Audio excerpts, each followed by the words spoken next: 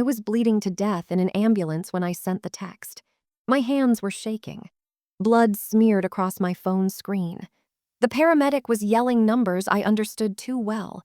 Blood pressure dropping, heart rate climbing. I had maybe an hour before I'd be on an operating table. Maybe less. Mom, dad car accident, internal bleeding, emergency surgery in less than an hour. Please watch the twins, just a few hours. Please. 3 dots appeared on my screen. My heart lifted for just a second. Then the dots disappeared. 5 seconds of silence that felt like forever. Then this message lit up my phone.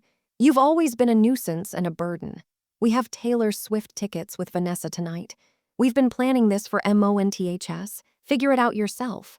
I stared at the words, read them again, and again. Then a second message from Dad. You're a doctor, you're used to hospitals. Don't make this into a bigger deal than it needs to be.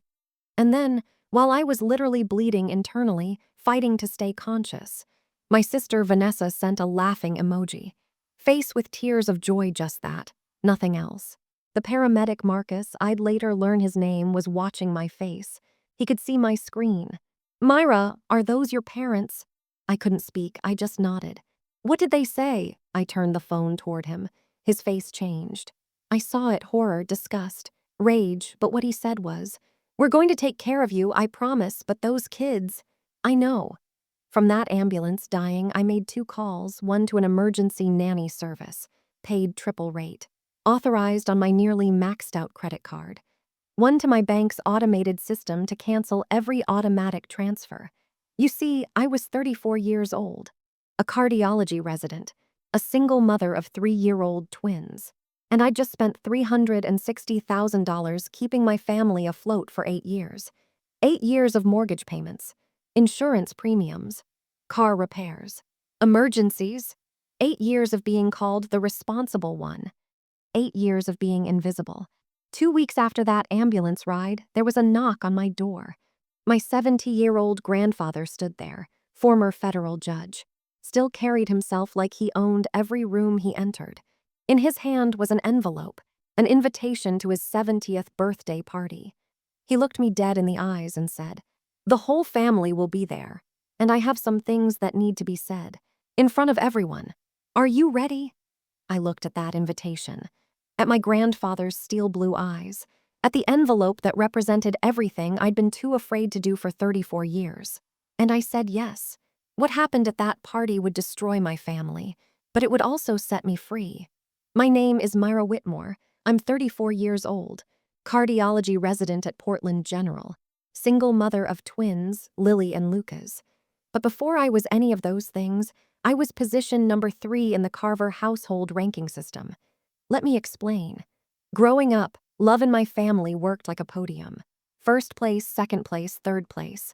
Position number 1, Vanessa, my older sister, 3 years older, effortlessly beautiful, charismatic, the kind of person who walked into a room and everyone just gravitated toward her.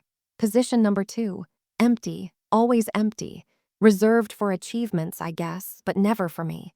Position number 3, Myra, me, the practical one, the responsible one, the one who didn't need attention.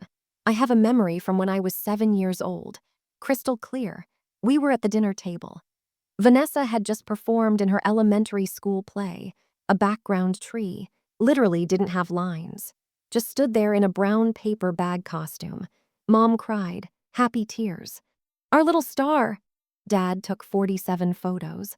I counted them later because even at 7, I was already keeping score. That same week, I'd won the school science fair, district level, beat out 200 other kids with my project on plant photosynthesis. At dinner, Dad nodded. That's nice, honey, very practical. That was it. That was the first time I learned the rule. Vanessa existed to be celebrated. I existed to be useful. Fast forward to high school. Vanessa decided she wanted to be a fashion designer. Mom and Dad were rapturous. Tears, hugs, excited planning sessions about New York Fashion Week and Project Runway. Our visionary daughter. When I announced I wanted to become a doctor, Dad nodded. That's practical, good job security. No tears. No excitement, just acknowledgement that I'd chosen a sensible path. Mom added, At least we won't have to worry about you like we do with Vanessa. Medicine is stable, you'll be fine. Translation, you don't need us. Vanessa does. So I buried myself in textbooks, aced every exam, volunteered at the hospital, built a resume that would get me into a top medical school. I told myself it didn't matter, that their approval wasn't why I was doing this. But God, I wanted them to be proud of me just once. 4 years of undergrad. GPA 3.97, full scholarship, 4 years of medical school. I ranked in the top 5% of my class. Graduation day should have been one of the proudest moments of my life. I'd invited my parents months in advance, sent them the date, the time, the location, called to confirm 3 times. The ceremony started at 2 p.m. At 1:45, I texted, "Starting soon, are you here?" No response. At 2:15, they still hadn't arrived. I walked across that stage, accepted my diploma, smiled for the official photographer. No one was in the audience for me. They arrived at 4 p.m., 2 hours late. The ceremony had been over for an hour. "Sorry, sweetheart." Mom didn't quite meet my eyes. Vanessa had an emergency meeting with a potential investor for her fashion line. We had to drop her off first. You understand? No flowers, no celebration dinner, just a quick photo in the parking lot. My graduation gown was already wrinkled from sitting in my car. Dad took one picture, posted it on Facebook with the caption, "Myra graduated from medical school today, proud of her dedication." 75 likes. Compare that to Vanessa's first fashion show 3 years earlier. The entire family flew to New York. Mom, Dad, 3 aunts, 2 uncles, Grandpa Thomas, even cousins. 5-star hotel. Front row seats at her show. Dad posted 17 photos over 3 days. So incredibly proud of our talented, creative, brilliant Vanessa. The fashion world better watch out. 347 likes. 23 comments. Everyone gushing. I just completed 8 years of higher education. One of the hardest academic paths you can take. And I got a parking lot photo and proud of her dedication. Not talented. Not brilliant. Not incredible. Dedicated. Like I was a reliable employee, not a daughter. I cried in my car on the way home, told myself I was being ridiculous, that I should be happy I'd achieved my dream. But I didn't feel happy. I felt invisible. I need to pause here for a second. How many of you have been the practical one in your family? The one who's expected to have it all together while someone else gets all the attention? If that's you, drop a comment right now. Just one word. Invisible, because what I'm about to tell you next. It gets so much worse before it gets better. Hit that subscribe button. You need to see where this goes. The money started the year I finished medical school. I was 26 years old, just matched into a cardiology residency program. Starting salary, $62,000 a year. It sounds like a lot until you factor in student loan debt, $240,000 residency work hours, 80+ hours per week cost of living in Portland, $1,800/month for a studio apartment I was surviving, but barely. Dad called me one evening in April. It was a Tuesday. I remember because I'd just finished a 28-hour shift and I was so tired I could barely think. "Myra, honey, do you have a minute?" His voice was different, tight, embarrassed. "Of course, Dad, what's up?" We're in a bit of a bind." Long pause. "Your mother and we're 3 months behind on the mortgage. The bank sent a letter. They're talking about foreclosure proceedings if we don't catch up." My exhaustion vanished. Adrenaline spike. "What, Dad, 3 months? Why didn't you tell me sooner? We didn't want to burden you, you're just starting your career, but..." His voice cracked. "Myra, I don't know what else to do. We might lose the house. The house I grew up in. The house with my childhood bedroom, where family Christmases happened. How much do you need?" "The back payments total $7,200. But even just this month's payment would help. $2,400, just to show good faith to the bank." I pulled up my bank account on my laptop. Balance, $8,950. I'd been saving to buy a car. Mine was 15 years old and making ominous sounds. "I can do $2,400, I said. "I'll transfer it tonight." "Oh, Myra." The relief in his voice was overwhelming. "You're such a blessing, such a good daughter. We'll pay you back, I promise. just as soon as I get the bonus from work. Don't worry about it, Dad, just take care of the house. I transferred the money that night. Felt good about it, actually. This was what family did. You showed up when people needed you. 1 month later, Dad called again. Myra, I hate to ask, but we're still catching up from those missed months. Could you cover this month's mortgage too? Just one more time. Just one more time. I sent $2,400. The next month. Your mother's car broke down. The transmission is shot. We need $1,800 for repairs. She can't get to work without it. I sent $1,800. The month after that. The roof is leaking. We need $3,200 for emergency repairs or the whole ceiling in the dining room will collapse. I sent $3,200. Every month brought a new crisis. And every month I told myself, this is temporary. This is what family does. They'd do the same for me. Would they, though? By the end of my first year of residency, I'd sent them $31,000. I was eating ramen 4 nights a week. My new car fund was gone. My emergency savings, $400, but my parents' house was safe. That's what mattered, right? Year 2 of residency. Mom called me in tears. Real tears, or what sounded like real tears. Myra, your father's company is cutting benefits. They're dropping our health insurance. We're going to have to buy private insurance and it's $800 a month. We can't afford that on top of everything else. Mom, Dad's been with that company for 25 years. How can they just drop insurance? Corporate restructuring, they're calling it. Cutting costs. I Googled private insurance for people their age. $800/month was actually accurate, maybe even conservative. Okay, I said. I'll add $800 a month. For the insurance. Oh, sweetheart, you're saving our lives. So now I was sending $3,200 a month. $2,400 for mortgage. $800 for insurance. My salary. $62,000/year equals $5,166/month before taxes. After taxes, roughly $3,800/month. I was sending my parents 84% of my take-home pay. I lived on $600 a month. Rent, $0. I moved in with 2 other residents, slept on a couch in the living room, paid $300/month food. $150 rice, beans, ramen, oatmeal, peanut butter, everything else. $150 my student loans. In deferment, accumulating interest. My retirement account, empty. My dating life, non-existent. My mental health. I didn't have time to think about it. Meanwhile, Vanessa's Instagram was a highlight reel. Brunch at expensive restaurants, weekend trips to wine country, new designer handbags, photos from New York, LA, Miami for fashion events. I'd see these posts and think, good for her, she's making her dreams work. What I didn't know, what I wouldn't learn until years later, was that Mom and Dad were funding her too. Emergency, cash transfers. Vanessa needs $2,000 for fabric for her next collection. Investment opportunities. Vanessa found a studio space but needs first and last month's rent. $3,500. Where do you think that money came from? From me. I was working 80-hour weeks, sleeping on a couch, eating food that cost $0.50 per meal. So Vanessa could post Instagram photos with captions like, "Following your dreams isn't easy, but it's worth it." To sparkles, I met David in my 3rd year of residency.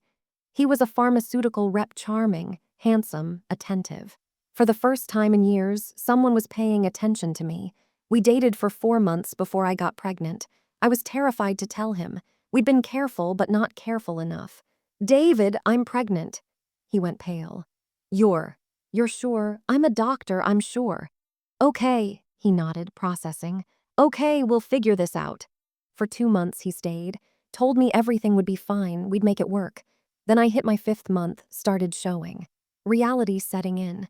He came over to my apartment one evening, wouldn't make eye contact. "Myra, I can't do this." "Can't do what?" "This, us, a baby, I'm not ready. I thought I could be, but I can't." My vision tunneled. "David, I'm 5 months pregnant with your child." "I know, and I'm sorry, but I can't be a father right now. I'll help financially. Once the baby's born, but I can't be involved." He left, blocked my number 2 days later. I never heard from him again. I was 5 months pregnant, alone, terrified, and still working 60-hour weeks in the cardiac ICU. I called my parents from the hospital parking lot, sobbing, "Mom, David left, I'm pregnant and he's gone, I don't know what to do." "Oh, honey," sympathetic sounds. "That's terrible, what are you going to do?" I don't know. "I'm scared, Mom. Can you come visit? Just for a few days. I really need." "Oh, sweetie, we wish we could. But Vanessa just got back from Fashion Week in Milan and she's having such a hard time with the jet lag and the stress. She really needs us right now." I sat in my car, phone pressed to my ear, not believing what I was hearing. "Mom, I'm pregnant and alone and I need help." "I know, honey, but you're so strong. You've always been able to handle things. Vanessa is she's more fragile, you know. She needs more support." I needed support. I was 5 months pregnant and abandoned, but Vanessa had jet lag. "We'll visit after the baby comes," Mom promised. "Once things settle down." They didn't visit. Not when the twins were born. Yes, twins, surprise at my 20-week ultrasound. Not during the first month when I was nursing 2 newborns while studying for my board exams. Not during the second month when Lily had a health scare and spent 3 days in the NICU. Not once, but the automatic transfers kept going out. $3,200 every single month, like clockwork. I kept a spreadsheet. I don't know why. Maybe some part of me needed to see it quantified. Year 1 of residency, $31,000. Year 2, $38,400, $3,200/month. Year 3, $38,400. Year 4, pregnant, twins born. $38,400. Year 5, $38,400. Year 6, $38,400. Year 7, $38,400. Year 8, $38,400 up until I canceled it total. $299,200 plus emergencies. Dad's urgent dental work. $4,200, surprise property tax bill. $6,500 new furnace. $8,500 mom's medical procedure. $3,800 car repairs, various. $12,000 help Vanessa with studio costs. $8,000 miscellaneous, emergencies. $18,000 grand total. $360,200. I looked at that number.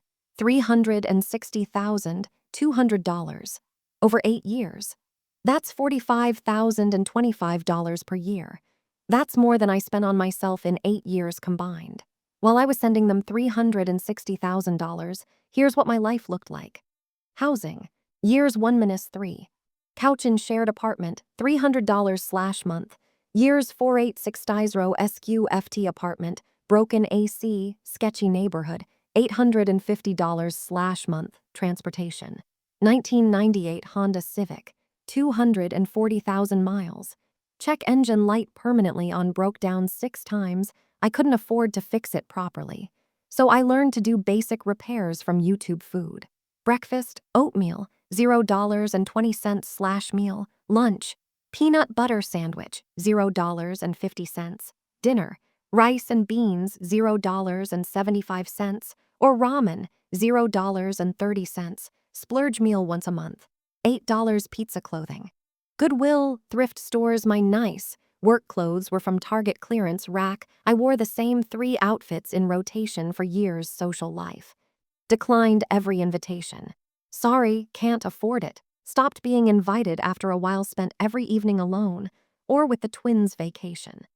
0 vacations in 8 years. Accumulated 45 vacation days that expired unused. Never left the state of Oregon. Dating. After David. 0 dates for 3 years. Finally tried again in year 7. Went on a date. Split a $40 check. Guy ghosted me after retirement savings. Should have been $80,000 plus by age 34. Actual amount, $4,200 student loans. Principal, $240,000 with accumulated interest. $310,000 minimum payments I couldn't afford, so. Deferment, adding 7% interest annually. And what were my parents doing with my $360,000? Here's what I didn't know at the time. Dad retired at age 58. Not forced out, not fired, retired voluntarily with a full pension. He'd told me he lost his job. He lied. His pension. $4,200/month. They didn't need my mortgage payments. They had enough to cover it themselves. Mom never worked. She volunteered at the church, had book club, went to yoga 3 times a week. She wasn't frantically trying to keep the family afloat. She was living comfortably on my money. The house renovations I didn't know about. Kitchen remodel, 2018. $35,000 bathroom upgrade, 2019. $18,000 new deck, 2021. $22,000. Where did that money come from? From me. The vacations I didn't know about. Hawaii, 2019. $8,000 European river cruise, 2020. $12,000 multiple weekend trips to wine country, the coast, Seattle. Who funded those? Me and Vanessa. Her struggling artist persona was a lie too. She married a tech executive in 2019. Divorced him in 2022 with a $200,000 settlement. But she kept coming to Mom and Dad with her hand out. And they kept taking from me to give to her. If you're still watching, I need to know. Have you ever sacrificed everything for people who didn't even notice? Drop a comment. Invisible and hit subscribe, because what happens next? The accident, the text message, the confrontation. You won't want to miss a second of it. Tuesday evening, October 17th, 7:03 p.m. I was driving home after a 16-hour shift in the cardiac ICU. I'd lost a patient that day. 52-year-old woman, massive heart attack.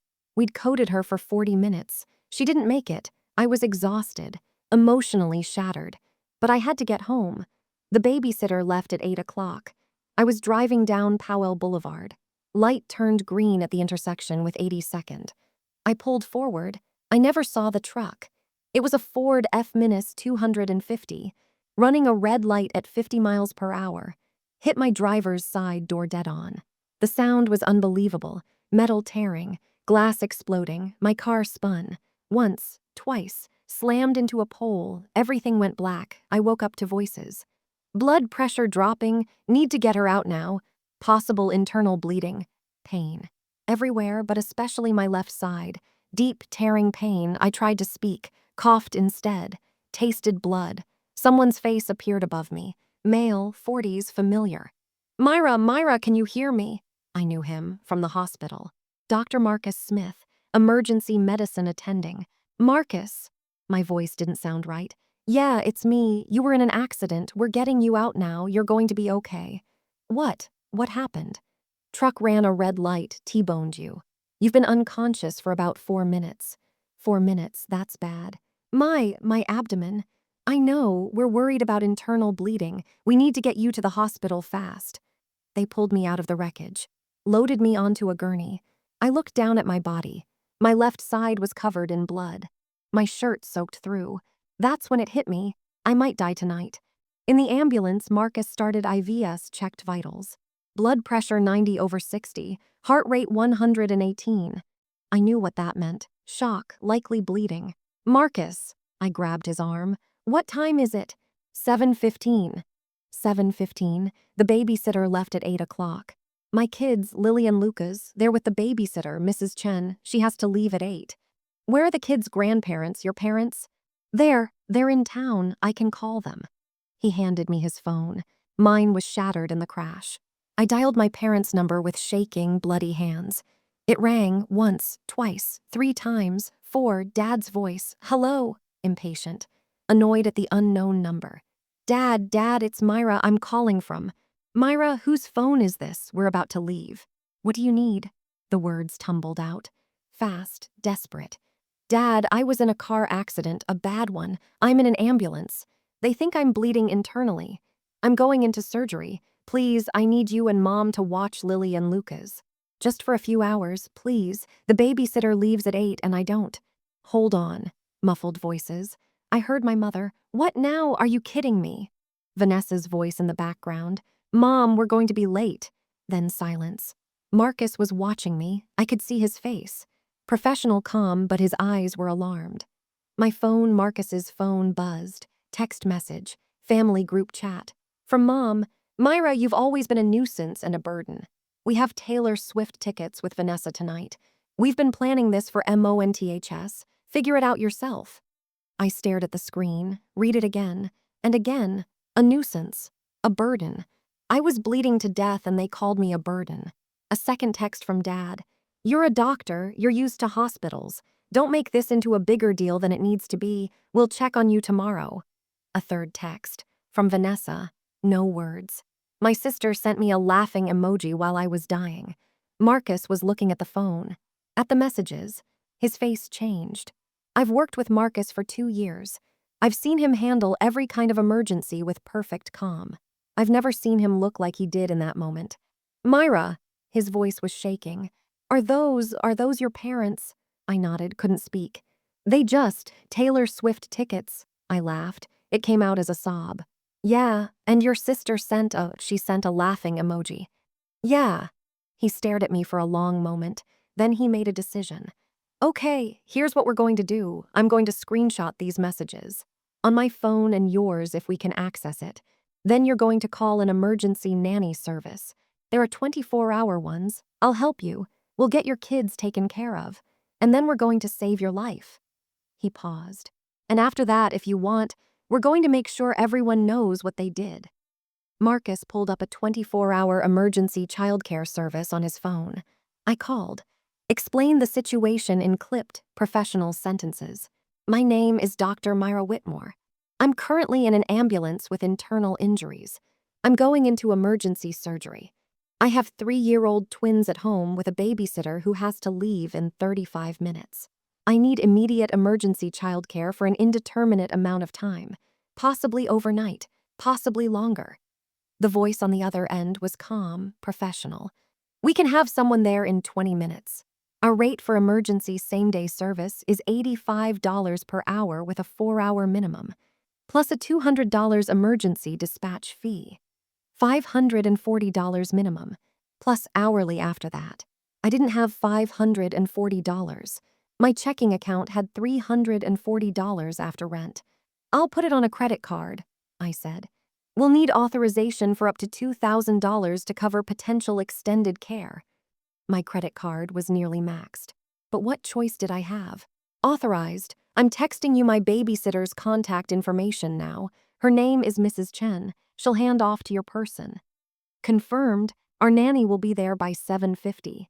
I hung up. Marcus was looking at me. You just paid $500 plus for childcare because your parents chose a concert. Yeah. How much do you send them every month? I don't know why I told him. Maybe the blood loss. Maybe the shock. Maybe I was just tired of holding it in. $3,200 every month. For 8 years. He actually stopped what he was doing. You send your parents $3,200 a month, mortgage and insurance. For 8 years? Yes. He did the math in his head. I could see it. Myra, that's $360,000, give or take. Silence, then, and they just sent you to voicemail while you're bleeding out. Taylor Swift tickets. Yeah, another silence. Myra, I need to tell you something as a friend, not as your doctor. Okay. Those people don't deserve you. Tears started. I couldn't stop them. I know. After we stabilize you, after you're safe, you need to cut them off. I know, do you? Because in my experience, people who have been manipulated their whole lives have a hard time actually doing it. I looked at him, at his face, at the genuine concern there. Marcus, can you do me a favor? Anything. After you screenshot those messages, text them from my phone, one word, done. Done, they'll understand. I don't remember much about the surgery, anesthesia mask, bright lights, voices. Then nothing. I woke up 6 hours later in recovery. Ruptured spleen, internal bleeding. They'd removed my spleen, repaired damage to my liver. Another 15 minutes and you would have bled out, the surgeon told me later. 15 minutes. That's how close I came. And my parents were at a Taylor Swift concert. I spent 5 days in the hospital. Day 1, I woke up to find Marcus sitting in the chair beside my bed. You're not supposed to be here, I said. My voice was rough from the breathing tube. I switched shifts with Anderson. I wanted to make sure you woke up okay. The twins. I called the nanny service. They're fine. Same nanny is staying with them. I explained you'd be hospitalized for several days. They're billing to your card. More money I didn't have. Thank you. He held up his phone. Your parents called the hospital 4 times, left messages. Want me to tell you what they said? Not really. They're confused about a text you sent, the word done. They want to know what you meant. Good. Your sister also called. Apparently she's very upset that you're making a big deal out of their joking around. I actually laughed. It hurt my incision. Marcus, I need to do something and I need to do it now before I lose my nerve. What? I need my laptop. Can you bring it from my apartment? Myra, you just had major surgery. You should be resting. I need to cancel the transfers, all of them. If I don't do it now, the automatic payment will go through on the 1st. That's in 3 days. I need to stop it. He studied my face. You're really doing this. I'm really doing this. Okay, give me your address and your keys, I'll get your laptop. 2 hours later, Marcus returned with my laptop. I logged into my bank account. 8 years of automatic transfers stared back at me. Transfer number 1. October 1, 2015, $2,400. Mortgage transfer number 2. October 15, 2015, $800. Insurance and every month since. Like clockwork, 96 months. 192 transfers. I clicked on the Scheduled Transfers tab. There they were. Set to go out in 3 days. October 1, $2,400. October 15. $800. My hand hovered over the cancel button. This was it. The moment. Once I did this, there was no going back. I thought about that text message. You've always been a nuisance and a burden. I clicked cancel. Transfer canceled. Then the next one. Transfer canceled. Then I went into my contacts. Found mom. Blocked. Found dad. Blocked. Found Vanessa. Blocked. Done. Marcus was watching me. How do you feel? I expected to feel guilty, or scared, or sad. Instead, I felt lighter, he nodded. Good. Over the next 5 days in the hospital, I learned from Aunt Alina, Mom's sister, who had come to visit, what was happening. My parents tried to call me. Blocked. They tried to text. Blocked. They showed up at the hospital. I told the nurses I didn't want visitors from them. Security turned them away. They tried to access information about my condition. HIPAA prevented it. They were completely cut off, and apparently losing their minds. Aunt Alina visited on day 3.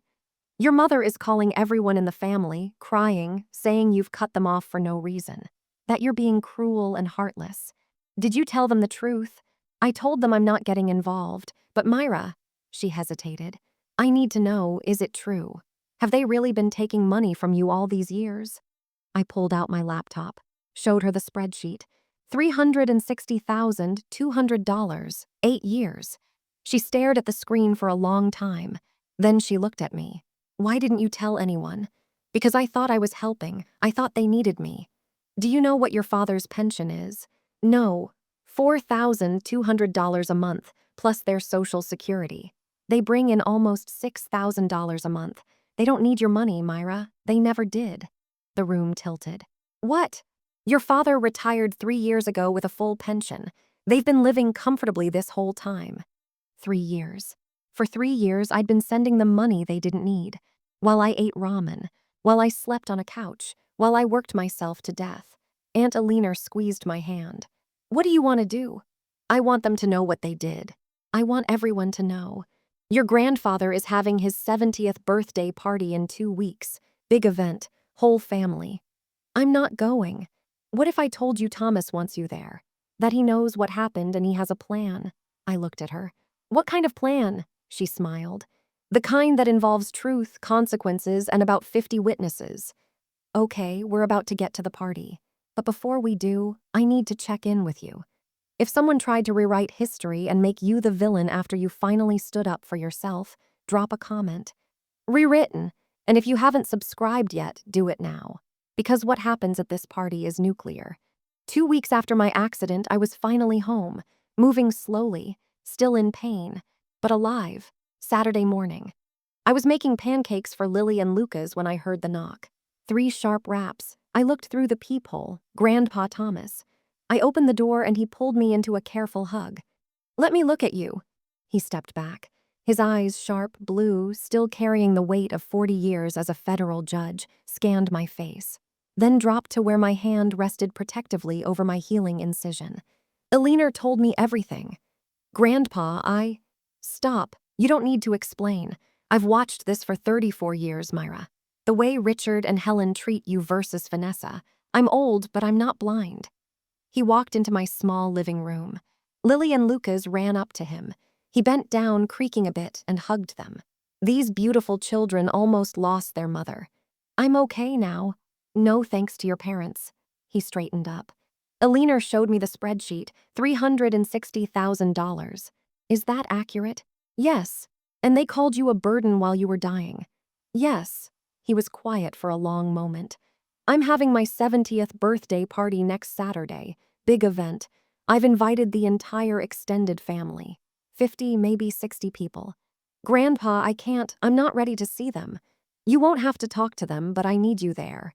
He reached into his jacket and pulled out a cream-colored envelope. Formal invitation. I've spent 40 years as a federal judge, Myra. I know how to present evidence. I know how to build a case. And I know how to deliver a verdict. What are you saying? I'm saying your parents have been running a very effective misinformation campaign, telling everyone you've cut them off for no reason, that you're unstable after your accident, that they're the victims here. My stomach tightened. What do you want me to do? I want you to bring your evidence, the spreadsheet, the bank records. Everything. I want you to stand there while I present the facts to the entire family. Grandpa, I don't want to humiliate them. They humiliated themselves. His voice was hard. You're not humiliating anyone.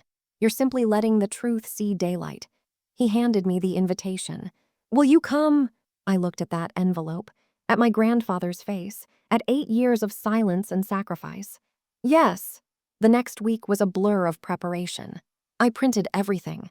96 months of bank, transfers, screenshots of the text, messages from the ambulance, my medical report, from the accident, the emergency nanny service invoice.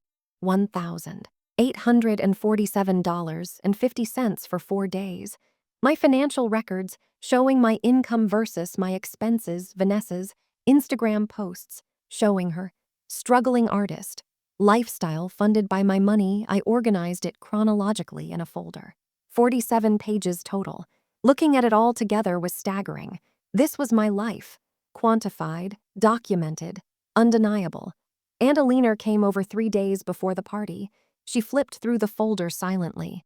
When she finished, she looked up at me. Myra, do you understand what you're about to do?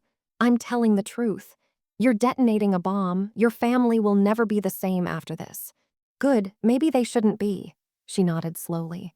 I'll be there, right beside you. 2 days before the party, I got a text from a cousin I barely knew. Hey, heard you and your parents had some kind of fight. Vanessa's been telling everyone you've been really unstable since your accident. Just wanted to give you a heads up that people might be weird at Grandpa's party. So they were laying groundwork, planting seeds. Myra's unstable. Myra's dramatic. Myra's making things up. Classic manipulation. Control the narrative before the truth comes out. I showed the text to Marcus, who'd become a good friend through all this.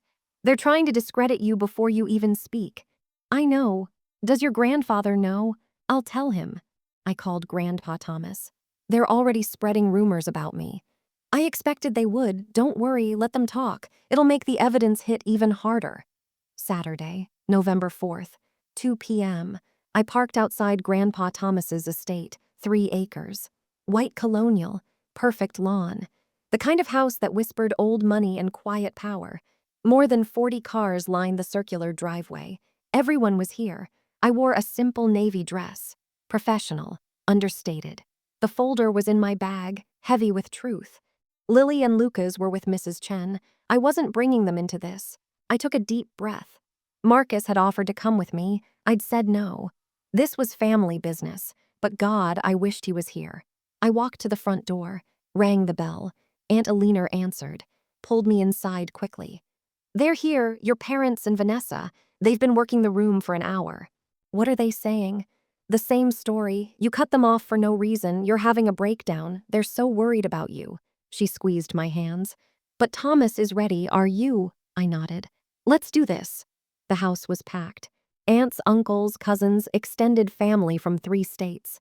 Crystal chandeliers, string quartet, champagne and catered food. This was a production. I stepped into the main room. Conversations died. Everyone turned to look at me. I felt 50 pairs of eyes evaluating, judging, wondering.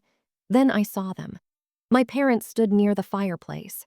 Dad in his best suit, looking distinguished and concerned. Mom in a cream dress, eyes red like she'd been crying. They saw me. Mom's face crumpled. Dad reached for her, supporting her, Oscar-worthy performance. Then Vanessa appeared, designer dress that probably cost $3,000. Perfect hair, perfect makeup. She glided over, air-kissed my cheek. "Oh, Myra, you came." Her voice was loud enough for people nearby to hear. "We've been so worried about you." "Have you?" "Of course. After your accident, you've been so distant, won't return our calls. We just want to make sure you're okay." She touched my arm, concerned sister act. "You look good, though, much better than we expected after such a serious accident." Several people were listening now. "It was serious," I said quietly. "Ruptured spleen, internal bleeding, almost died." Vanessa's eyes flickered. "Oh, well," Mom said it was just a fender bender. "Mom wasn't there." "Well, no, but she said you told her it wasn't serious." "I called from an ambulance. I was bleeding internally. I needed someone to watch Lily and Lucas while I went into emergency surgery." Her smile was frozen now. "Oh, I'm sure there was some miscommunication." "There was no miscommunication. There was a text message. Would you like me to read it?" "Myra," her voice dropped, urgent. "Not here. This isn't the time or place.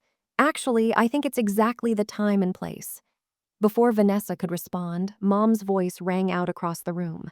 "Everyone, can I have your attention for a moment?" The room quieted. Mom stood in the center, dabbing her eyes with a tissue. Dad beside her, looking solemn. They were making their move, getting ahead of whatever they thought was coming. "I just want to say how grateful we are that everyone could be here for Thomas's birthday. Family means everything to us." She looked directly at me. "Some of you may have heard that we've been going through a difficult time with our daughter Myra." Murmurs around the room. "After her accident, which we thank God wasn't more serious, she's been struggling. I think the trauma affected her more than she wants to admit." I stood frozen. She was doing it. Right now, in front of everyone. She's cut off all contact with us. Won't return our calls. Won't let us see our grandchildren. We've tried everything, but she's convinced herself that we somehow wronged her. Dad stepped forward. "We love our daughter. Both our daughters." He glanced at Vanessa. "We've always tried to be fair, to support both of them equally. But sometimes," he paused, pained expression. "Sometimes mental health issues can cause people to rewrite history, to see abandonment where there was only love." Mental health issues. They were calling me crazy. Several relatives were looking at me with pity now. Poor Myra, post-traumatic stress, breakdown, unstable. Mom continued, "We're not angry. We're just heartbroken. We've given that girl everything. Supported her through medical school, helped her when we could." "Helped me," the words came out before I could stop them. The room went silent. Everyone turned to me. "Yes, sweetheart." Mom's voice was patient, like talking to a confused child. "We helped you. We know money was tight during your residency. We never asked you for anything. You asked me for $3,200 every single month for 8 years." Gasps. Mom's face went pale. That's not true, you offered." "I have bank records." Dead silence. "Myra, honey, this isn't the time," Dad started. "No, I think it's exactly the time." I looked around the room at all my relatives. Extended family who'd believed my parents' lies for years. "Since we're sharing with the family, let me share something too." Grandpa Thomas stepped forward. His voice cut through the tension like a blade. "Yes, let's all share. With complete honesty. Richard, Helen, Vanessa, you've had your say. Now it's time for the truth." Grandpa Thomas walked to the center of the room. At 70, he still commanded attention like the courtroom he'd presided over for 40 years. Every eye turned to him. "Before we continue with today's celebration, I have some things that need to be addressed. Please, everyone, sit. This will take a few minutes."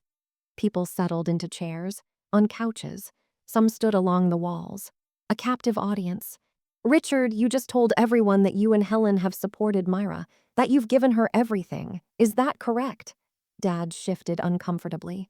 Dad, this is a family party. Let's not. Answer the question, Richard. Have you supported Myra financially? We've done our best as parents. That's not what I asked. Have you given Myra money? Have you financially supported her at any point in the last 8 years? Long pause. No, but no. Thank you for clarifying. Grandpa turned to my mother. Helen, you said Myra cut you off for no reason, that she's rewriting history. Is that your position? Mom's eyes darted around the room. She's confused. The accident? Yes or no, Helen? Do you believe Myra has cut you off without valid reason? Yes. Interesting. Grandpa reached into his jacket pocket and pulled out reading glasses. Then a folder, my folder. I'd like to share some facts with the family. Facts that I believe will provide necessary context. He opened the folder. 8 years ago, in October 2015, Myra completed medical school and began her residency in cardiology. Her starting salary was $62,000 per year. At that time, she also carried $240,000 in student loan debt. He looked up. Richard, do you remember calling Myra in October 2015? Dad's jaw tightened. I don't recall specific dates. Let me refresh your memory. You called her and told her you were 3 months behind on your mortgage. You asked her for $2,400 to cover 1 month's payment. Do you remember that? Silence. Richard, we were struggling. Did you ask your daughter for $2,400? Yes. And did she send it? Yes, but no buts. Just facts. She sent you $2,400. Grandpa flipped a page. And the next month, you asked for another $2,400, which she sent, and the month after that, and the month after that. He looked up at the room.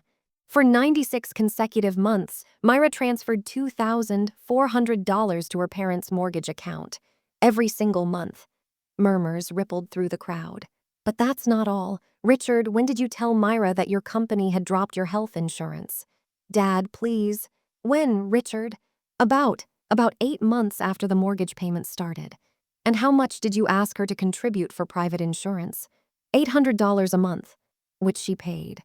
Every month, for 92 months. Grandpa pulled out a calculator. Let's do some math.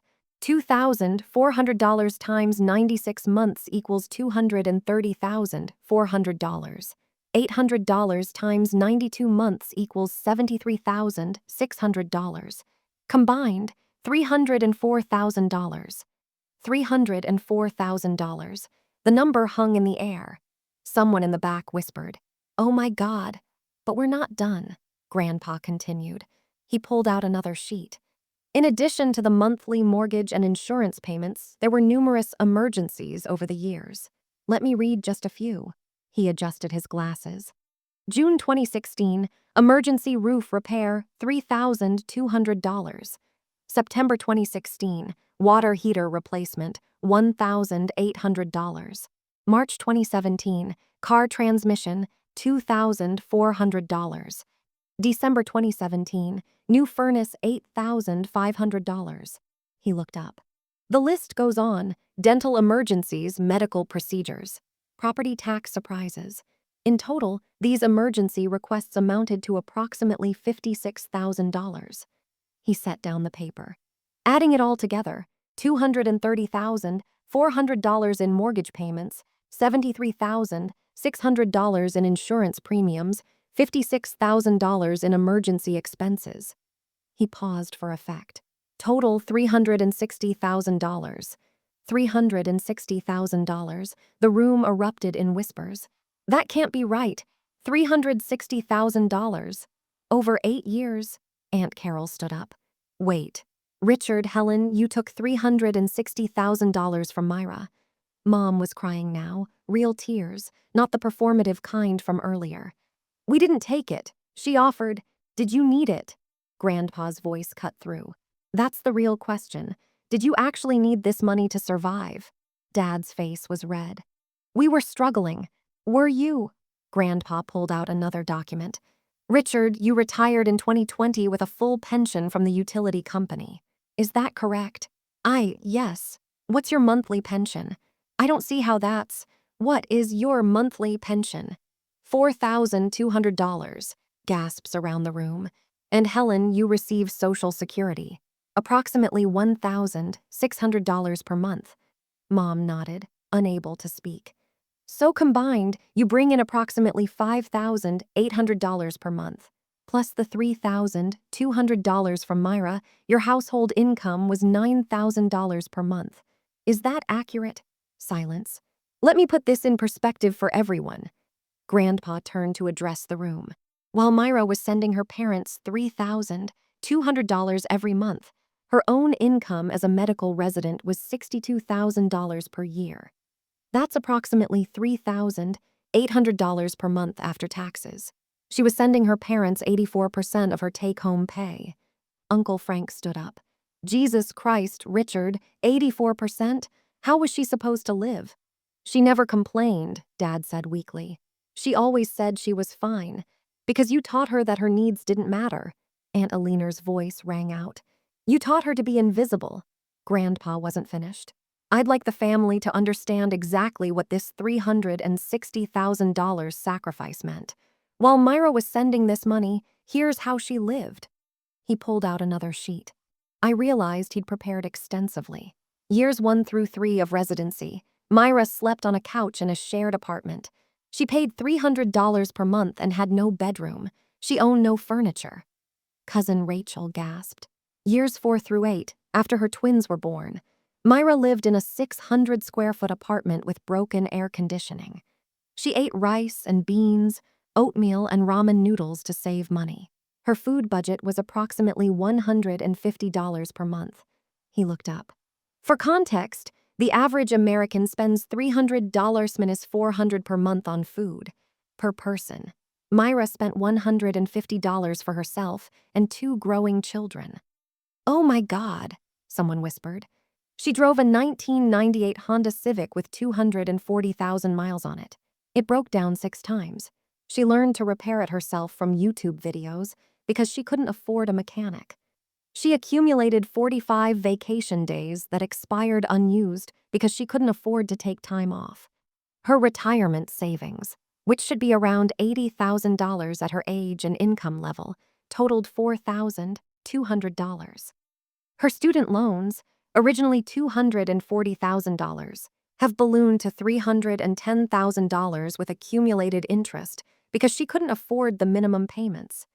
He paused, letting it sink in. This is what $360,000 of generosity cost her: her health, her future, her quality of life. Then he pulled out another sheet. Now let me tell you what Richard and Helen did during this same period. Dad's face went white. In 2018, you renovated your kitchen. Cost $35,000. Where did that money come from? No answer. In 2019, you took a vacation to Hawaii. Cost approximately $8,000. Where did that money come from? In 2020, you remodeled your bathroom. Cost $18,000.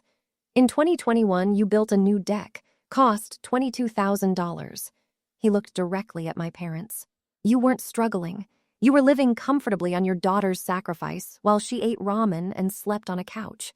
But there's one more person we need to discuss. Grandpa turned to Vanessa.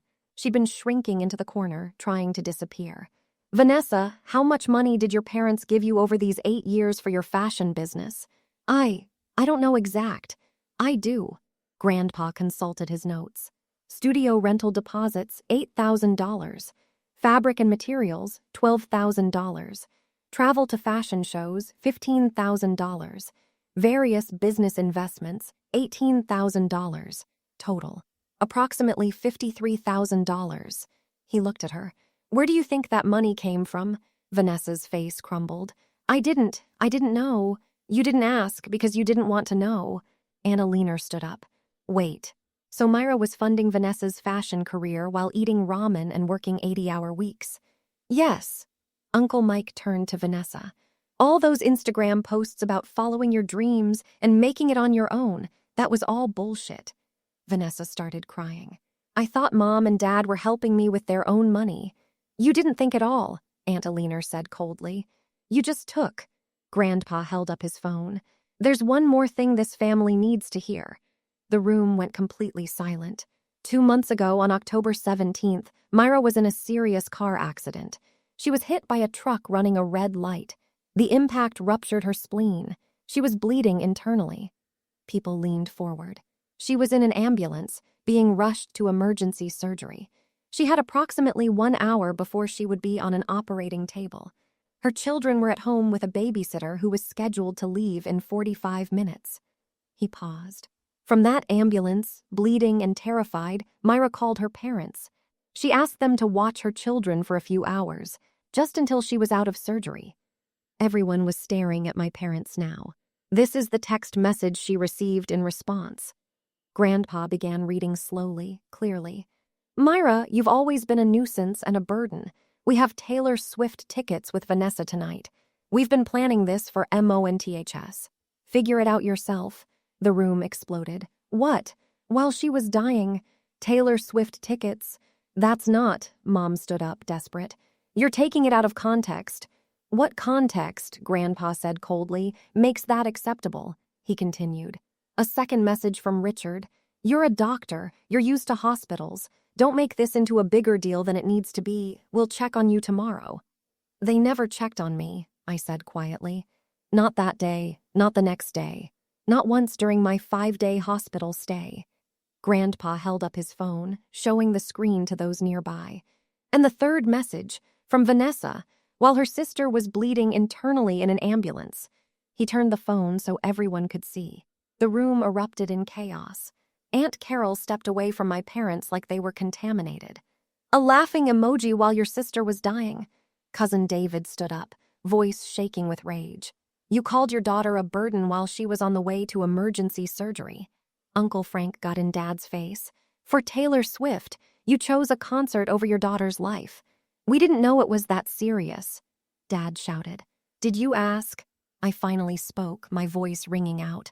Everyone went silent. I stepped forward. Did you call me back? Did you ask what hospital I was going to? Did you ask if I was okay? No answer. Did you come to the hospital at all during my 5-day stay? Silence. Did you even send a text message asking how the surgery went? Mom was sobbing. We thought you'd call us when I was unconscious. I was in surgery. I almost died. My voice broke. The surgeon told me if I'd arrived 15 minutes later, I would have bled out. 15 minutes. That's how close you came to never seeing me again. I looked around the room. And you know who was there? A colleague, Dr. Marcus Smith. He wasn't family. We'd worked together for 2 years, but he sat by my hospital bed. He coordinated care for my children. He made sure I wasn't alone. I turned back to my parents. A colleague showed me more love in 5 days than you've shown me in 34 years. I pulled the folder from my bag. I didn't come here for revenge. I came here because Grandpa invited me, and because for 34 years, I've been living in a version of this family that wasn't real. I held up the folder. This is 8 years of bank statements, transfer confirmations, every single payment documented. I set it on the table in front of me. I kept records because some part of me needed to see it in black and white, needed proof that I wasn't imagining it. I looked at my parents. I believed you when you said Vanessa needed more support because her industry was harder. When you said I could handle things on my own because medicine was stable. I believed you, and I tried to be what you needed me to be.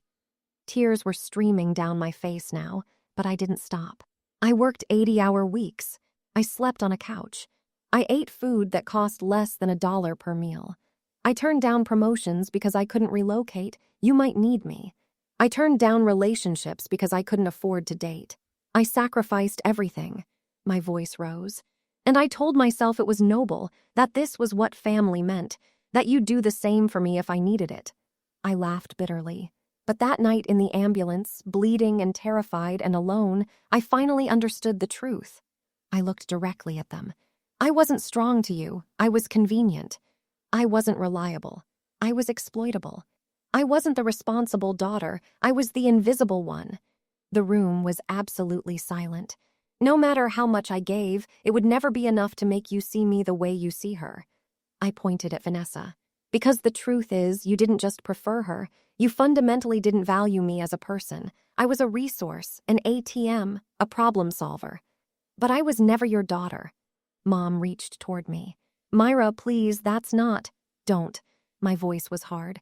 Don't tell me what I experienced. Don't gaslight me in front of everyone. Don't rewrite history. I took a breath. I have the bank records. I have the text messages. I have 8 years of documentation. Those are facts, not feelings, not misunderstandings. Facts. Dad tried one more time. Myra, we made mistakes, but we never asked you to send that much money. You asked me every single month. We thought you could afford it. I couldn't. You never asked if I could. You just assumed I would handle it because that's what I always did. We were grateful. Did you ever say thank you? He stopped. In 8 years, in 96 months of payments, did you ever once say thank you? Silence. Did you acknowledge what I was sacrificing? Nothing. Did you ever ask how I was doing, if I needed anything, if I was okay? His face crumbled, because the answer was no, and everyone in that room knew it. Aunt Carol spoke up. Richard, I lent you $5,000 2 years ago. You told me it was for a medical emergency. You never paid me back. Uncle Frank, you asked to borrow my truck last year. Told me your car was broken down and you couldn't afford repairs. Cousin Michelle, you asked me to co-sign a loan, said you were desperate. One by one, family members came forward with stories. Small loans never repaid. Sob stories that didn't add up. Constant requests for help. A pattern of manipulation that went far beyond just me. Grandpa Thomas held up his hand for silence. Richard, Helen, I have one question for both of you. They looked at him, broken and exposed. In 8 years of receiving $360,000 from your daughter while she struggled to survive, did you ever once consider stopping? Did you ever think, maybe we should tell Myra we're okay now? Maybe we should stop taking her money? Long, long silence. Finally, Dad spoke. We thought she'd tell us if it was too much. She was sleeping on a couch, Annalena shouted. What more did she need to tell you? We didn't know. You didn't ask. You didn't want to know, because as long as you pretended ignorance, you could keep taking. Grandpa nodded slowly. That's the truth of it. You didn't want to see her struggle because that would have required you to make a sacrifice, and neither of you was willing to do that. He looked at my mother. Helen, you called your daughter a burden while she was dying, after she'd given you $360,000. Do you understand how unconscionable that is? Mom was sobbing so hard she couldn't speak. So what happens now? Dad asked, voice broken. You've humiliated us in front of the entire family. Are you happy, Myra? I looked at him for a long moment. I'm not happy, Dad. None of this makes me happy. I took a deep breath. But I'm also not sorry, because this isn't about humiliation. This is about truth. I looked around the room at all my relatives. For 8 years, you all thought I was the one who had it together, the successful doctor, the independent one who didn't need help. Meanwhile, Mom and Dad were telling you they were struggling, that they needed support, that Vanessa needed extra help because her career was harder. And no one questioned it, because they controlled the narrative. I gestured to the folder. But now you know the truth, not their version, not Vanessa's spin, the actual, documented, undeniable truth. I turned back to my parents. From now on, I won't be sending money, not because I can't afford it, though God knows I couldn't afford it before either, but because financial support should be a gift, not an obligation.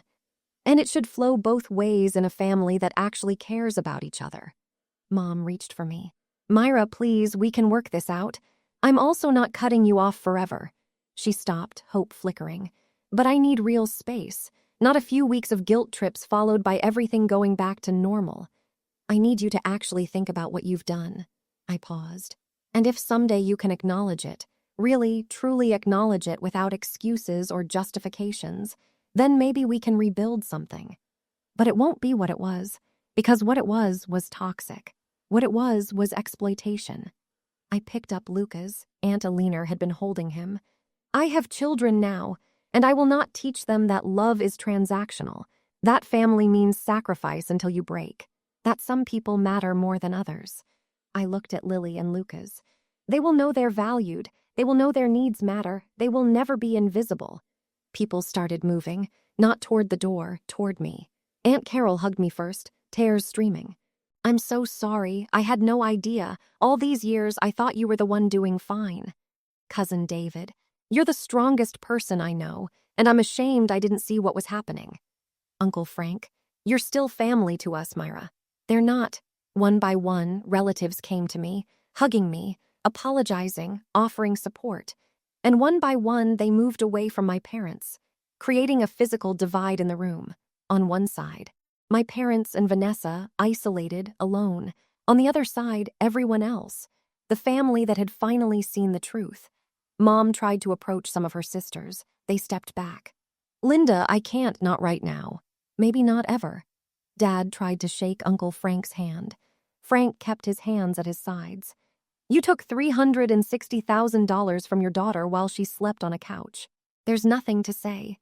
Within 20 minutes, my parents and Vanessa were standing alone in a corner. Everyone else had shifted to the other side of the room. The party continued, but they weren't part of it anymore. Mom finally broke. Everyone's leaving. You're all abandoning us. Myra, you've destroyed this family. I turned to look at her one last time. No, Mom, you did that. 8 years ago when you decided to exploit your own daughter. I'm just the one who finally told the truth about it. Dad tried one more time. Myra, if you drop this, we can go back too. There is no going back. That's what you don't understand. You can't undo 8 years of exploitation with an apology. I walked toward the door, twins in hand, paused, turned back. Detective Morrison, the doctor who treated me in the ambulance, he told me something. He said, people who have been manipulated their whole lives have a hard time actually cutting off their abusers. I met their eyes. He was right. It's been the hardest thing I've ever done. But you know what's harder? Spending another 34 years being invisible. I looked at Grandpa Thomas. Thank you for seeing me, for believing me, for giving me the courage to do this. He nodded, eyes bright with unshed tears. Then I left, walked out into the cool November evening, got in my car, sat in the driver's seat, and for the first time in 8 years, maybe in my entire life, I felt something I'd never felt before free. The aftermath came in waves. Week 1. My phone, the one I'd gotten after unblocking everyone specifically for this, exploded with messages. From relatives. Thank you for being brave enough to tell the truth. I'm so sorry we didn't see it sooner. You're an inspiration from acquaintances who heard through the grapevine. Is it true your parents took $360,000 from you? I always thought you were so lucky to have such a close family, from my parents' new numbers, because I'd blocked their old ones. Mom, please call me. We need to talk. I'm your mother. Dad, you've made your point. Now let's move forward. Mom again, how can you be so cruel? We raised you better than this. I didn't respond to any of them. Week 2, word spread beyond the family. A former colleague from my residency program texted. Hey, I heard you've been dealing with some heavy family stuff. Just wanted to say, I always wondered how you made it work on a resident's salary with twins. Now I know. You didn't. I'm sorry. The hospital's employee assistance program reached out. Dr. Whitmore, we heard you've been managing a difficult family situation. We have resources available if you need support. I scheduled my first therapy appointment. Week 3, my parents' world collapsed. Aunt Alina kept me updated. I'd asked her to be my information buffer. Your Uncle Frank kicked them out of his guest house. He gave them 2 weeks' notice. They tried to attend the church service. Pastor Williams asked them to leave. Apparently the church board heard about what happened and they don't want them volunteering anymore. They put the house on the market.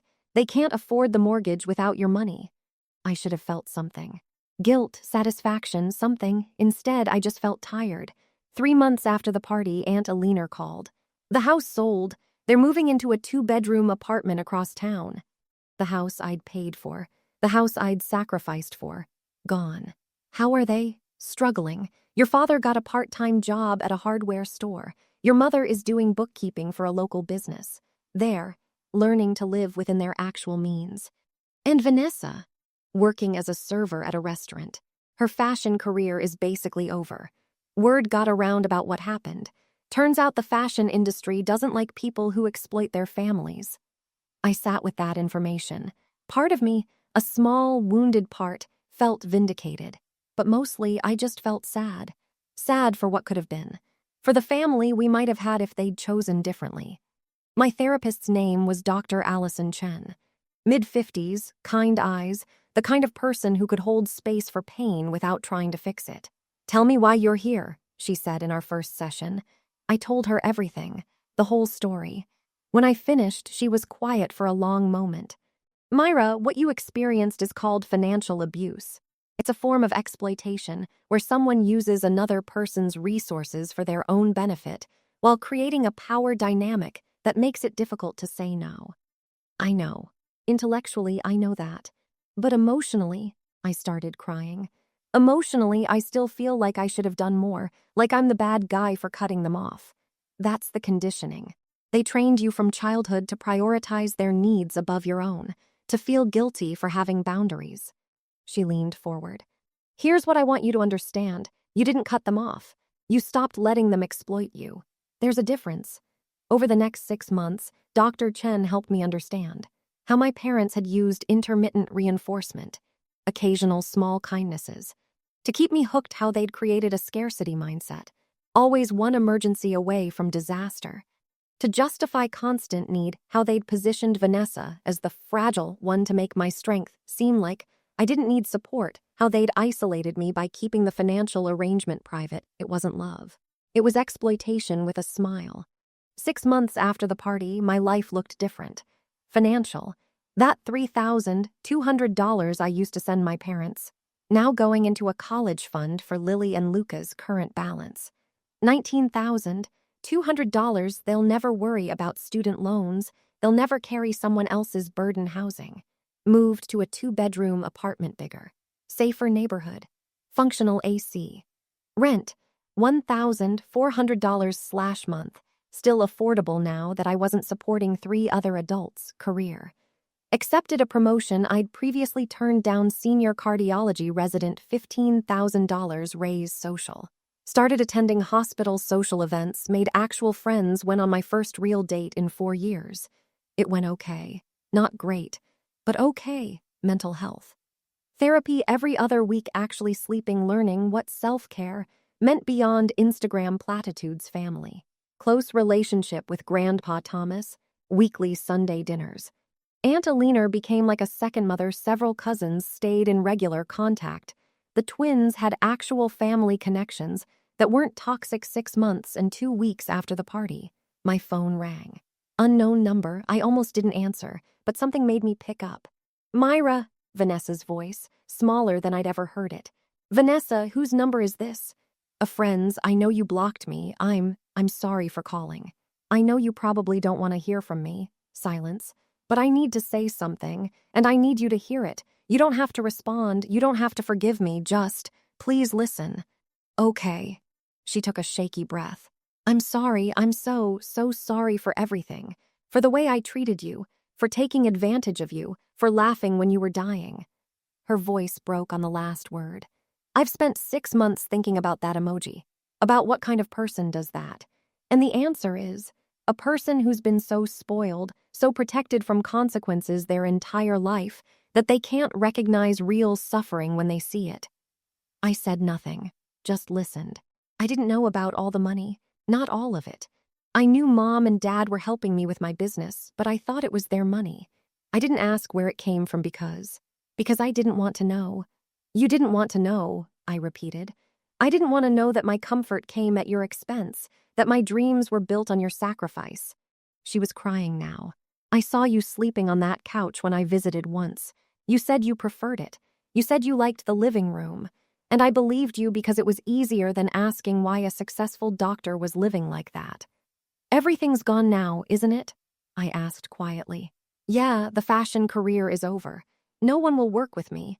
I'm waitressing at a chain restaurant, living in a studio apartment. Mom and Dad barely speak to me because I can't help them financially." She laughed bitterly. "Turns out when you can't give them anything, you're not that valuable anymore." "Welcome to my world," I said. "I deserve that." We sat in silence for a moment. "Vanessa, why are you calling?" "Because I needed you to know that I see it now. I see what I was, what Mom and Dad are. I see the whole sick system we created." She paused. "I'm in therapy twice a week. I'm working on myself. I'm trying to understand how I became someone who could laugh at her sister's pain." That's good. I'm not asking for forgiveness. I don't deserve it. I'm just asking. Someday, if I do the work, if I really change, could there be a chance for us? I closed my eyes. I don't know. That's fair. But Vanessa, the fact that you're asking, that you're in therapy, that you're taking accountability without making excuses, that's more than Mom and Dad have done. They haven't apologized. Not once. Not really. Every attempt has come with justifications and blame. That sounds about right. Another pause. Myra, for what it's worth, you were always the strong one, but not in the way I thought. I thought it meant you didn't need anyone. Now I understand it meant you survived despite getting nothing. Yeah, I'm sorry I mistook your survival for not needing love. My throat tightened. Thank you for saying that. I'll go now, but Myra, take care of yourself. You deserve every good thing. She hung up. I sat there holding the phone for a long time. Remember Marcus? Dr. Marcus Smith, the emergency physician who was in the ambulance. 1 year after the accident, he asked me to dinner. Not a date, he clarified quickly. Unless you want it to be, but I was thinking just dinner, 2 friends, talking about something other than work. I smiled. Is it a date if we split the check? After everything I know about your history? Absolutely not, I'm paying. We went to a small Italian place, nothing fancy. Red checkered tablecloths and candles in wine bottles. Over pasta, he asked. How are you doing, really? Better. Actually better, not just saying it. The twins, thriving. Lily wants to be an astronaut. Lucas wants to be a dinosaur. He laughed. Solid career choices. And you saved enough to breathe a little. I nodded. I have $31,000 in the college fund now. My emergency savings is up to $8,000. I'm actually contributing to my retirement account. That's amazing. It feels weird, honestly, having money that's actually mine. He reached across the table and squeezed my hand. You know what I think about when I remember that night in the ambulance? What? I think about how you were literally bleeding to death, and your first concern was your kids. Not yourself, not your pain, your kids. His eyes were intense. That's who you are, Myra, someone who loves fiercely even when you've been shown so little love yourself. I felt tears starting. And I think, he paused, I think anyone who gets to be loved by you is the luckiest person in the world. Marcus, I'm not saying this to pressure you. I just want you to know you're not a burden, you're not too much. You're not invisible. You're extraordinary. I was fully crying now. That's the nicest thing anyone's ever said to me. Then you've been around the wrong people. He smiled. So, can this be a date? I laughed through my tears. Yeah, this can be a date. 18 months after the party, I received a letter, handwritten, my mother's handwriting. I almost threw it away, but something made me open it. Dear Myra, I've started this letter 47 times. I counted. 47 attempts to find the right words. I don't think there are right words, but I need to try. Your father and I have been in therapy, individual and couples. Dr. Morrison, not the detective, a therapist, has been helping us understand what we did to you. I want to tell you we didn't know, that we didn't understand how much we were taking. But that's not true. We knew, maybe not the full extent, but we knew enough. We knew you were struggling. We knew you were sacrificing. We just told ourselves it was temporary, that you could handle it, that you were strong enough. We made your strength an excuse to exploit you. I wish I could say there was a moment when I realized what we were doing. But it wasn't one moment. It was years of small choices, small cruelties, small ways we prioritized our comfort over your well-being. When you were 7 and won the science fair, I saw your face when we didn't celebrate. I saw it, and I chose to ignore it because Vanessa needed attention that day. When you called from the hospital after the twins were born, alone and scared, I knew you needed us. I knew. But Vanessa was having a crisis, and that felt more urgent. When you called from the ambulance, bleeding and terrified, some part of me knew this was serious. But I had already committed to Taylor Swift tickets, and I didn't want to deal with the inconvenience. The inconvenience, that's what I thought. Your life-or-death emergency was an inconvenience. I don't expect you to forgive me. I don't expect anything from you. You've given enough. But I needed you to know, I see it now, I see all of it. And I'm ashamed of who I was, who I am. I hope someday I can be someone worthy of your love. But I know that day isn't today, and it might never come. I'm sorry for everything. For 34 years of making you invisible. You deserved so much better. You deserved a mother. Love, Helen, I read it 3 times. Then I put it in a drawer. Not ready to respond. Not ready to forgive. But not ready to completely close the door either. Lily and Lucas's 5th birthday party. 20 kids running around a park. Bounce house. Pizza. Chaos. Grandpa Thomas was there, pretending to be a dinosaur for Lucas. Aunt Alina was helping Lily with face painting. Marcus, now officially my boyfriend of 8 months, was manning the grill. Several cousins and their kids filled out the crowd. It was loud, messy, perfect. I stood back for a moment just watching. This was family, not obligation, not exploitation, not conditional love, just people who showed up, who cared. Who saw me. Marcus appeared at my elbow. You okay? Yeah, I smiled. Really okay. Your parents. I'd told him about the letter.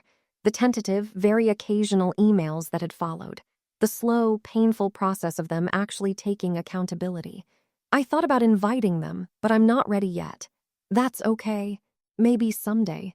Or maybe not. Either is okay. He kissed the top of my head. You know what I love about you? What? You broke. You were ground down to nothing. And somehow you're rebuilding yourself into something stronger than before. I had help. I gestured to Grandpa, Aunt Alina, the cousins. You had people who loved you correctly. Finally. Lily ran up, face painted like a butterfly. Mommy, come play. I let her drag me toward the bounce house, Marcus laughing behind us. And for the first time in my entire life, I wasn't thinking about what I owed anyone. I was just present, free. If you've made it this far, all 126 minutes, thank you. I know this was long, I know it was heavy. But I needed you to understand the full scope. Not just the dramatic confrontation, but the years of small cuts that led to it. People always ask me, do you regret exposing them? No, not for a second. Do I wish it hadn't been necessary? Of course. But the truth is, exposure wasn't the destruction of my family. The exploitation was. I just finally stopped pretending it wasn't happening. Here's what I've learned. Love is not transactional. Real love doesn't come with a price tag. It doesn't keep score. It doesn't require you to earn it through sacrifice. Boundaries are not betrayal. Saying no doesn't make you selfish. Protecting yourself doesn't make you cruel. Choosing your well-being doesn't make you a bad person. Strength is not the same as not needing support. For 34 years, people mistook my survival for not needing love. I was strong because I had no choice. But I needed support just as much as anyone else. Family is behavior, not biology. The people who matter aren't the ones who share your DNA. They're the ones who show up, who see you, who love you without conditions. You can't save people who don't want to be saved. I spent 8 years trying to rescue my parents from financial disaster. Turns out there was no disaster, just exploitation dressed up as need. Financial abuse is real. It's not always obvious. Sometimes it looks like family helping family. But if you're sacrificing your basic needs while others maintain their comfort, that's abuse. Healing is not linear. 2 years later, I still have hard days. Days when I question myself. Days when the old guilt creeps back in. But they're fewer now, and I have tools to handle them. You are not responsible for other people's feelings about your boundaries. My parents were upset when I cut them off. That's not my problem to solve. Their feelings about my self-protection are their responsibility, not mine. And finally, you are not a burden for having needs. Say it with me. You are not a burden for having needs. You are not invisible. You matter. People always want to know what happened to everyone. My parents. Living in a 2-bedroom apartment, both working part-time jobs, still in therapy. Individual and couples. We exchange emails every few months. I saw them for coffee once. 6 months ago, it was awkward, but civil. They're learning to live within their means. The entitlement is slowly fading. We're not close. But we're. Something Vanessa. Still working in food service, enrolled in business school part-time in therapy. Doing actual work. We text occasionally. She met the twins once, supervised, at a park. She's trying. Really trying. I'm cautiously optimistic, but guarded me. Senior cardiology fellow salary. $98,000/year student loans, down to $280,000, making actual payments now, savings. $47,000 college fund for twins, $52,000 retirement account, $28,000, finally catching up, living in a 3-bedroom apartment, dating Marcus seriously. We're talking about moving in together, in therapy, monthly maintenance sessions, happy. Actually, genuinely happy. The twins. Lily still wants to be an astronaut and a veterinarian, and a chef Lucas decided being a dinosaur is unrealistic. Now wants to be a paleontologist, both thriving in kindergarten, surrounded by family who love them, correctly learning that their needs matter, will never be invisible Grandpa Thomas. 72 years old, and still sharp as ever, has Sunday dinner with us every week. The twins call him Papa Thomas. My hero, proof that family can see you if they choose to. Aunt Alina. My chosen mother figure, helped me navigate every step of rebuilding, present for every major moment, proof that family is who shows up. Marcus. Still making me laugh, still showing up, teaching me what healthy love looks like, patient with my healing process. Lily and Lucas adore him. I'm learning to let myself be loved. To everyone watching who sees themselves in this story, maybe you're the responsible one, the invisible one, the one who gives and gives while someone else takes. Maybe you're reading this while eating ramen so you can send money to family who doesn't appreciate it. Maybe you're exhausted from carrying weight that was never yours to bear. I see you. You're not alone. And I need you to hear this. It's okay to stop. It's okay to put down the weight, to say no, to choose yourself. That doesn't make you selfish. It makes you wise. Your family might call you cruel. They might tell everyone you abandoned them. They might rewrite history to make you the villain. Let them. The people who matter will see the truth, and the people who don't, they were never really seeing you anyway. You deserve a life that's yours, not funded by your sacrifice, not built on your silence, not contingent on your invisibility. You deserve to be seen. You deserve to be valued. You deserve to take up space. You deserve love that doesn't cost you everything. If my story gives you permission to choose yourself, even just a little bit, then every second of that exposure was worth it. Choose yourself. You're worth it. Thank you for spending the last 2 hours with me. If this story resonated, please subscribe. Please share it with someone who needs to hear it. Drop a comment and tell me, have you ever had to choose yourself over family? What happened?